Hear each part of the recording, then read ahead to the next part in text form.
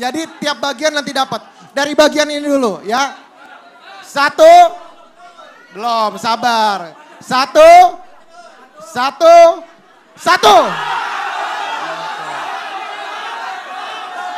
Mbaknya yang pakai kacamata hitam di atas. Boleh Mbak, silakan maju ke depan. Sabar, jadi nanti dari bagian sini dulu, lalu nanti dari bagian sini, baru nanti dari bagian belakang kita pilih. Gimana teman-teman, sepakat? Sepakat ya? Adil ya? Adil?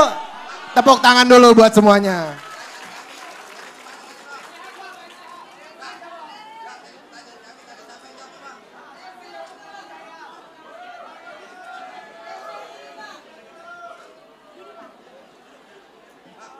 Oke, sebelum kita mulai, waktu untuk bertanya 1 menit dan akan dijawab selama 2 menit oleh Pak Anies. Nanti kalau misalnya masih mau ada tanggapan, boleh dalam 1 menit dan Pak Anies akan membalas selama 1 menit. Silakan Mbak, perkenalan terlebih dahulu dan silakan bertanya. Cek. Assalamualaikum warahmatullahi wabarakatuh. Selamat siang semuanya.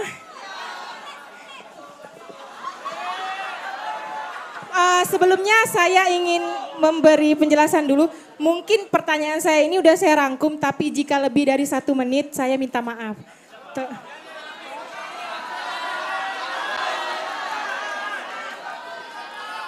Perkenalkan, nama saya Wina Waliandini, saya biasa dipanggil Wina, usia 27 tahun, saya berasal dari kota Mempawah. Yang jika ditempuh dari kota Pontianak kurang lebih 2 jam Pak dari sini. Tak apa ya. Jadi Pak, penjelasannya gini Pak, beberapa waktu lalu sampai saat ini, tepatnya sejak saya bisa menyuarakan hak suara saya ke TPS, saya selalu bertanya kepada orang di sekitar saya. Terutamanya keluarga, Mbak, waktu ya, teman. jangan lupa. Waktunya udah mau habis. Boleh ya, Pak? Ya, langsung pertanyaannya aja. Jadi pada intinya saya selalu tanya siapa pilihan pemimpin yang mereka pilih. Secara saya simpulkan 50% dari itu menjawab pilihannya masing-masing dengan argumentasinya. 35%-nya mengatakan seperti ini Pak. Dalam bahasa Pontianak, siapapun presidennya tak akan ngaruh. Jadi intinya yang dia diajak yang di dalam politik itu pengusung partai itu yang akan terpilih. Katanya seperti itu Pak. Terus 15%-nya itu golput. Dengan argumentasi yang saya ingat seperti ini. Jika saya memilih dia berarti saya bersaksi dan menjadi orang yang berdosa jika pemimpin tersebut tidak membuktikan janjinya. Jadi apa tanggapan Bapak dari pendapat tersebut dan bagaimana cara atau solusi langkah Bapak untuk meyakinkan kembali kepada rakyat Indonesia ini untuk mempercayai pemerintahan sekarang ini Pak. Terima kasih. Mohon maaf ya terlalu panjang. Ya gini, Wina ya, makasih Wina. Kita setiap 5 tahun sekali itu berhenti sejenak menentukan siapa yang memimpin 5 tahun ke depan. Ya, dan ketika 5 tahun ke depan kita akan menentukan siapa yang akan kita berikan amanat. Nah, ketika kita berbicara tentang siapa yang mau diberikan amanat, baik bagi kita nih sebelum memilih untuk melihat apakah di antara orang-orang yang dicalonkan kita bisa mengetahui rekam jejaknya. Bila dulu dia bisa memberikan apa yang dia rencanakan, maka insya Allah besok akan bisa. Bila dulu dia berjanji dan tidak menuntaskan, maka besok juga akan berjanji dan tidak menuntaskan. Nah, tapi jangan sampai karena yang pernah dulu bekerja tidak menuntaskan janjinya, lalu kita menghukum orang lain akibat pengalaman kita. Kan nggak fair dong, betul ya? Nah, jadi usul saya, ini adalah kesempatan. Dan bila kita memilih untuk tidak ikut-ikut, maka yang akan menentukan hasilnya yang ikut-ikut. Ya ikut-ikut tuh. Jadi misalnya nih, 100% penduduk yang ikut memilih hanya 40%, maka 40% nih, hasilnya nggak batal. Dengan bilang, oh 60% nggak ikut. Tidak, hasilnya adalah pilihan orang yang 40%. Nah justru menurut saya teman-teman seperti Wina dan lain-lain yang peduli tentang ide, peduli tentang gagasan, peduli tentang Indonesia, justru mereka yang harus mewarnai pilihan. Jangan sampai pilihan itu justru dilakukan oleh mereka-mereka yang tidak mengerti dengan detail. Apa yang terjadi? Bila itu muncul, yang punya logistik banyak, yang akan bisa membentuk opini karena banyak sekali orang yang tidak ikut di dalam pola-pola seperti diskusi ini. Ya, gitu Wina jawabnya. Oke, Mbak Gina mohon maaf tapi karena keterbatasan waktu jadi tidak ada tanggapan ya. Kita move lagi untuk ke penanya selanjutnya. Terima kasih Mbak Gina, tepuk tangan dulu dong.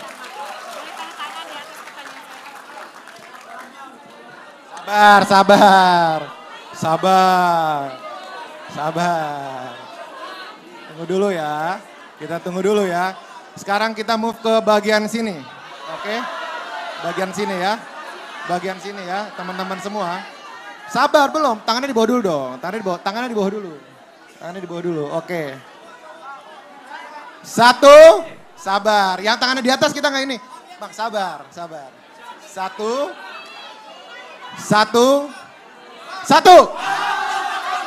Bapak, boleh silakan Pak. Sabar. Pak, silakan Pak, waktunya 1 menit. Mbak, mohon maaf Mbak, 1 orang aja Mbak.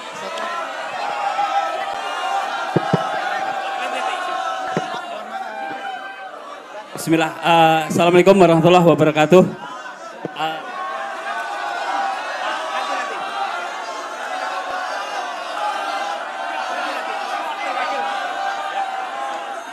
Bismillah, perkenalkan saya Ibnu Fazin Pak dari Sekadau, Kalimantan Barat ini.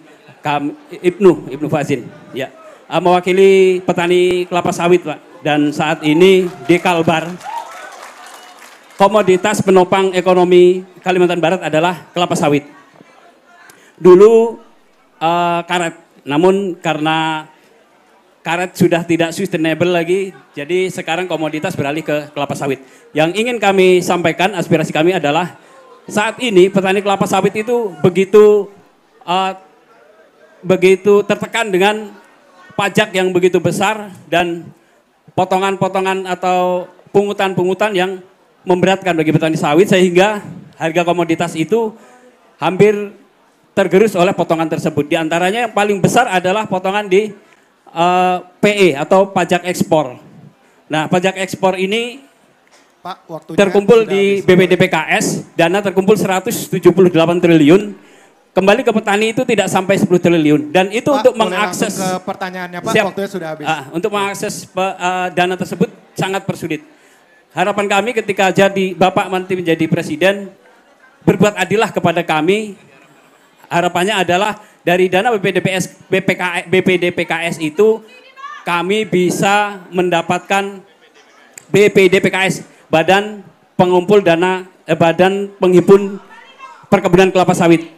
Nah, jadi Pak, waktunya sudah habis. Sebentar. Boleh langsung, Ya, Pak, sebentar. pertanyaan. Harapan kami adalah agar kami diperlakukan secara adil seadil-adilnya, tidak diberikan pajak yang besar itu tadi, dan pupuk subsidi dikembalikan. Demikian. Ya. Assalamualaikum warahmatullahi wabarakatuh. Ya, makasih. Bung Ibnu dan Ibu tadi yang penuh semangat. Duduk Bu, enggak apa-apa Bu. Ya. Teman-teman, kalau ada orang penuh semangat kita harus hargai dan hormati. Iya. Bangsa ini tuh membutuhkan orang-orang yang bersemangat. Kita enggak butuh orang yang loyo, lunglai, menonton. Betul. Nah, jadi gini.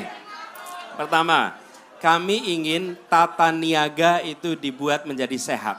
Oke? Yang kedua, perpajakan yang adil. Karena ini keluhan bukan hanya pada oleh petani sawit saja.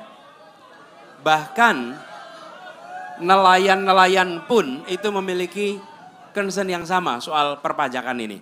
Lalu khusus untuk BPD PKS, ini nanti kita akan koreksi sama-sama supaya lebih berkeadilan. Prinsip kami, ini kami sampaikan pada semua. Kami ingin setiap peraturan yang dibuat bisa menjawab sebuah pertanyaan sederhana.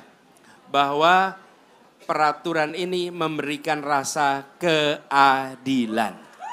Oke? Seringkali ketika peraturan dibuat, pertanyaan itu tidak ada. Sehingga bikin peraturan saja tanpa memikirkan ini adil atau tidak. Negara tidak boleh berdagang dengan rakyatnya. Negara itu tugasnya adalah memakmurkan dengan mengolah semua sumber daya yang ada. Itu prinsipnya, Bung Ibnu. Insya Allah kami bawa aspirasinya. Terima kasih.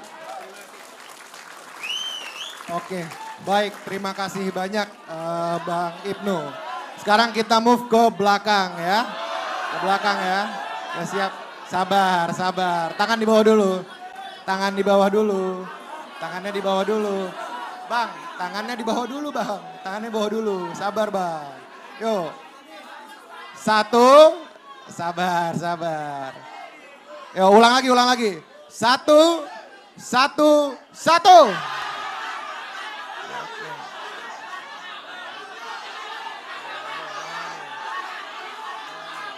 Boleh. Yang pakai sweater warna putih boleh, silakan. Hah? Ini. Boleh silakan, silakan masuk, maju. Bang.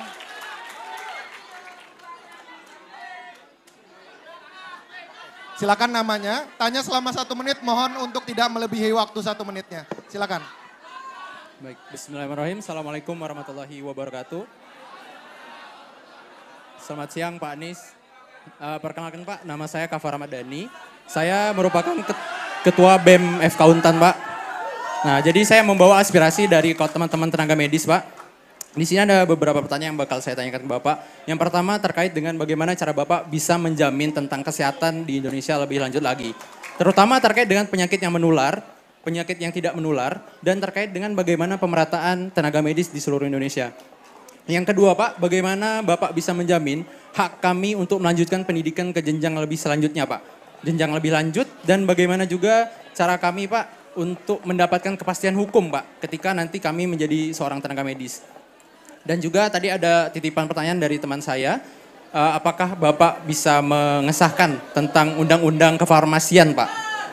Begitu Pak, mungkin sekian dapat saya sampaikan, lebih kurangnya mohon maaf, terima kasih Pak.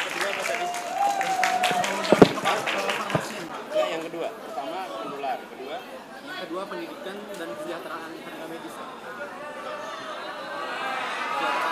Terkait dengan pendidikannya sama kepastian hukumnya Pak. Oke, baik. Boleh Bang Anies dijawab selama 2 menit, silakan. Bung Kafa yang saya hormati. Teman-teman, mana tadi? Dia bawa tulisan ini nih. Buat saya bukan soal tulisannya. Dia memikirkan betul bahwa saya akan berada dalam sebuah kompetisi dan saya harus menunjukkan faktor diferensiasi dibanding yang lain. Oke? Ya Pak begini nih. Ini ingat-ingat nih. Ini mana dia nih? Ini namanya marketing tools. Dan laku dia. Langsung dapat kesempatan. Bung Kafa, apa yang tadi Anda sampaikan? Tentang, ini beberapa yang tadi disampaikan, tapi saya ingin jawab dulu terkait dengan penyakit menular. Begini, di dalam menyusun program, pemerintah itu punya kewenangan, tapi belum tentu punya keahlian. Jangan sampai punya kewenangan dianggap punya keahlian. Jadi harus bagaimana? Kesehatan masyarakat itu ada ilmunya. Dan ilmu itu harus digunakan dalam menyusun program. Jadi itulah yang kami gunakan ketika kami bertugas di Jakarta. Maka penyusunan program itu melibatkan para ahli. Dan para ahli itu menyusun lalu libatkan juga stakeholder terkait. Nah, siapa ujung tombak? Teman-teman sekalian, salah satu ujung tombak yang bisa digunakan adalah kader Posyandu, kader PKK, yang berada di ujung tombak masyarakat, yang mereka bisa membantu kegiatan-kegiatan yang punya 2 sifat, promotif, preventif. Ketika sampai pada kuratif, nah itu baru nanti tenaga kesehatan. Tapi yang 2 ini kita harus lakukan. Isi programnya kita harus bekerja sama dengan teman-teman para pakar, khususnya pada kesehatan masyarakat. Kemudian soal pendidikan. Saya melihat pendidikan untuk keahlian di bidang kesehatan ini harus ada dukungan fiskal dari negara. Karena kalau tidak, untuk mengikuti pendidikan kedokteran ini biayanya mahal. Dan ketika biayanya mahal, maka bila itu dilakukan oleh pribadi, dia akan memandang ini sebagai investasi pribadi. Karena investasi pribadi, setelah lulus dia harus mencari keuntungan untuk mengembalikan investasi pribadinya. Betul tidak? Tapi bila yang mengeluarkan anggaran itu negara, maka negara melakukan investasi dengan cara mendidik anak-anak muda untuk memiliki keahlian di bidang kedokteran, dan lalu mereka nanti mengembalikan investasi negara dalam bentuk memberikan kesehatan yang baik untuk masyarakat. Jadi saya termasuk yang berpandangan biaya pendidikan itu atau pengeluaran di bidang pendidikan jangan dipandang sebagai cost, tapi dipandang sebagai investasi. Kenapa? Karena dia akan mengeluarkan manfaat besok. Nah, sekarang kita menyaksikan pendidikan kedokteran ini biayanya mahal, ditanggung sendiri. Efeknya yang bisa masuk fakultas kedokteran adalah mereka yang berasal dari keluarga yang mayoritas dari situ. Bukan semua, tapi mayoritas. Nah, kita berkeinginan agar bidang ini kita berikan investasi yang cukup dan mengurangi beban Anda. Kemudian soal undang-undang kefarmasian nanti kami lihat. Tapi intinya adalah kita ingin keluar aturan itu, satu, dia memberikan rasa keadilan. Dua, dia bisa memberikan kebermanfaatan yang setara. Tiga, dia memberikan kepastian hukum. Tiga itu kita berikan. Gitu ya, makasih.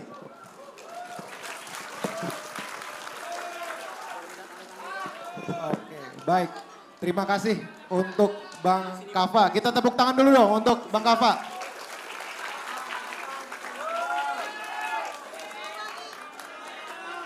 Satu lagi, sabar. Turun dulu, tenang. Belum selesai, tenang. Duduk Bang, duduk dulu Bang. Duduk dong, biar adil dong. Kalau teman-teman berdiri, nanti saya nggak bisa lihat yang di belakangnya, nggak adil dong. Duduk yuk, kita duduk dulu. Ini teman-teman, saya akan milih dari bagian sini sampai belakang.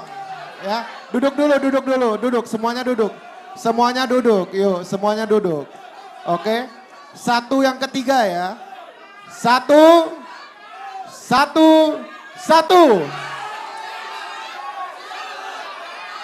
Di belakang ada ibu-ibu yang pakai masker, pakai kerudung di sana, boleh silakan Bu.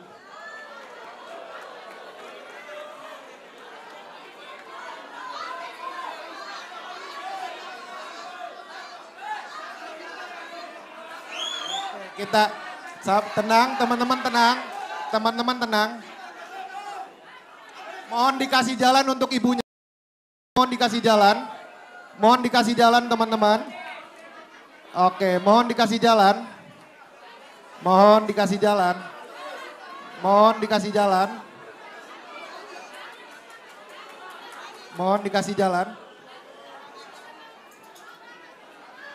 Ibu silakan duduk di sana. Memperkenalkan diri. Maaf, permisi. Ini Pak. Ibu punya waktu 1 menit untuk bertanya, nanti akan dijawab 2 menit oleh Pak Anies. Terima Silakan. kasih. Assalamualaikum warahmatullahi wabarakatuh. Maaf Pak. Mohon tenang terlebih dahulu teman-teman, mohon tenang. Kita menghargai ibu yang sedang bertanya di depan. Mohon tenang terlebih dahulu. Oke. Silakan Bu. Saya kali ini mewakili emak-emak Pak. Oke Pak. Konstitusi kita UUD 1945 itu telah mengamanatkan. Sebut saja nama saya Aisyah Pak. Aisyah. Saya ibu rumah tangga yang kebetulan memiliki anak berkebutuhan khusus Pak. Saya ulangi, konstitusi kita UUD 1945 telah mengamanatkan bahwa tiap-tiap warga negara berhak atas pendidikan. Dan selanjutnya tiap warga negara wajib mendapatkan pendidikan dasar dan negara wajib menyediakannya. Benar bukan Pak? Begitu Pak. Data yang saya baca adalah dari website Kompas Pak, terdapat pada tahun 2022 terdapat 2,2 juta anak yang memiliki kebutuhan khusus Pak. Ibu waktunya sebentar lagi sudah Dan mau habis. 12,26 anak yang hanya mendapatkan pendidikan formal. Ya, saya yakin bahwa keadaan ini bukan karena ketidakpahaman orang tua, tapi karena minimnya akses pendidikan untuk anak-anak berkebutuhan khusus, Pak. Di Pontianak sendiri itu belum ada sekolah kebutuhan khusus yang dijamin oleh pemerintah. Yang ada itu hanya sekolah swasta, juga sekolah inklusi yang punya swasta. Bahkan sekolah inklusi negeri itu belum ada, Pak, di sini, Pak. Yang ada itu sekolah berkebutuhan khusus swasta dan sekolah inklusi yang milik swasta. Yang biayanya sungguh tidak terakses oleh kami, Pak. Saya memimpikan di Pontianak dan kota-kota kabupaten lainnya memiliki sekolah kebutuhan khusus yang dibayar oleh pemerintah dan juga minimal punya sekolah inklusi, Pak, yang bisa menerima anak-anak berkebutuhan khusus. Yang saya tanyakan, padahal Pak ya, anak-anak ABK ini bukan kedepannya nggak bisa sukses, banyak di antara mereka yang karena mendapatkan akses pendidikan yang layak, mereka bisa jadi sarjana, bisa mandiri, bisa jadi dokter bahkan. Itu tadi, kembali jangan hanya orang-orang mampu Pak yang bisa mengakses ini, sementara yang masyarakat menengah ke bawah sulit mendapatkan sekolah untuk anak-anak berkebutuhan khusus ini Pak.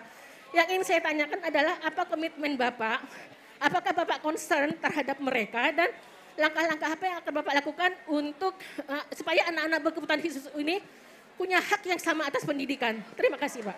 Oke, baik, terima kasih Bu untuk pertanyaan. Silakan Pak Anies. Ya, Bu Aisyah, terima kasih. Gini Bu, kami menjadikan program kesetaraan itu sebagai inti dari perjuangan kita, Bu. Itu salah satunya. Dan baru minggu lalu kami bersama dengan masyarakat penyandang disabilitas berbicara tentang kesetaraan bagi mereka. Kami tahu ada warga difabel, ada penyandang disabilitas.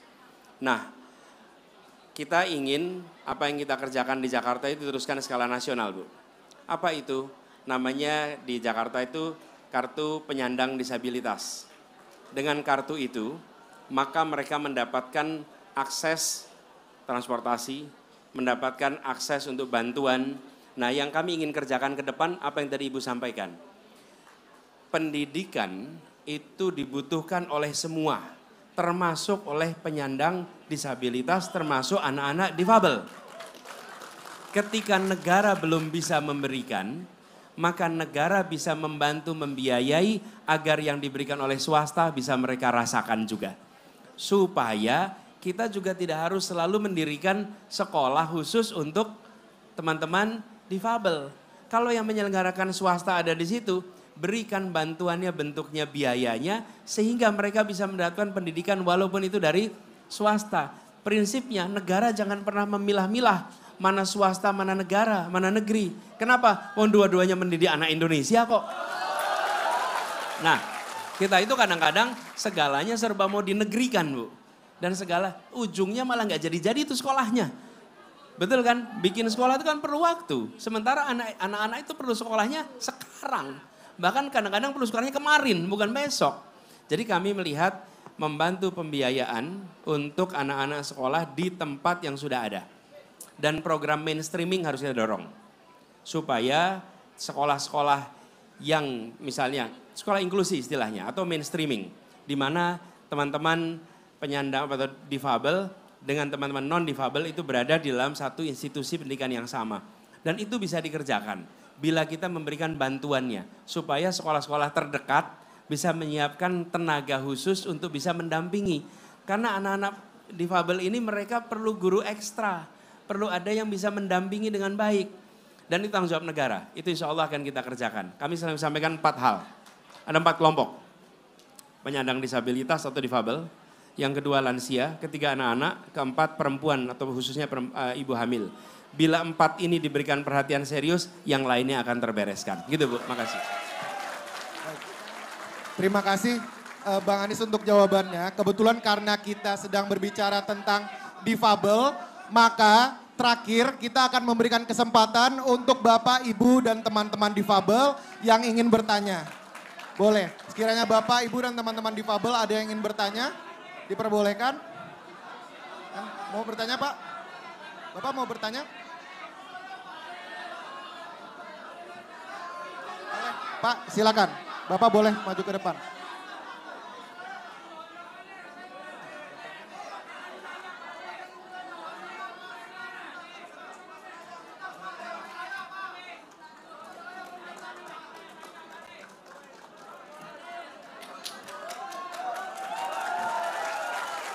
Untuk waktu bertanyanya 1 menit Pak, dan akan dijawab selama 2 menit. Silakan. Assalamualaikum warahmatullahi wabarakatuh. Perkenalkan saya Denny Hendra Lesmana, saya relawan untuk disabilitas. Ya. Alhamdulillah di sini kami lengkap Pak. Ada yang Denny Hendra Lesmana dari relawan Anies untuk disabilitas.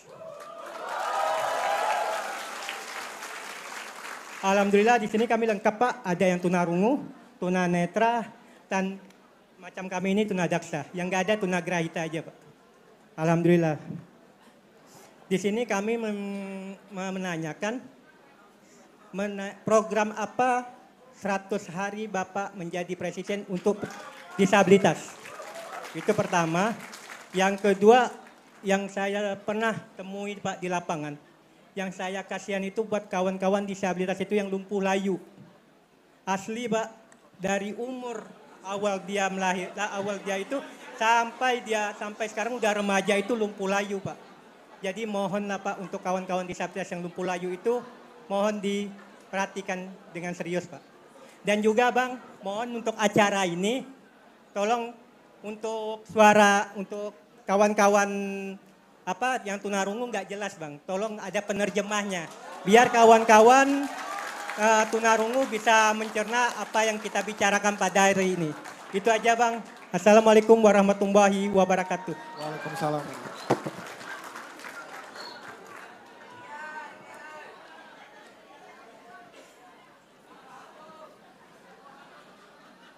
Bung Hendra, terima kasih. Terima kasih buat teman-teman penyandang disabilitas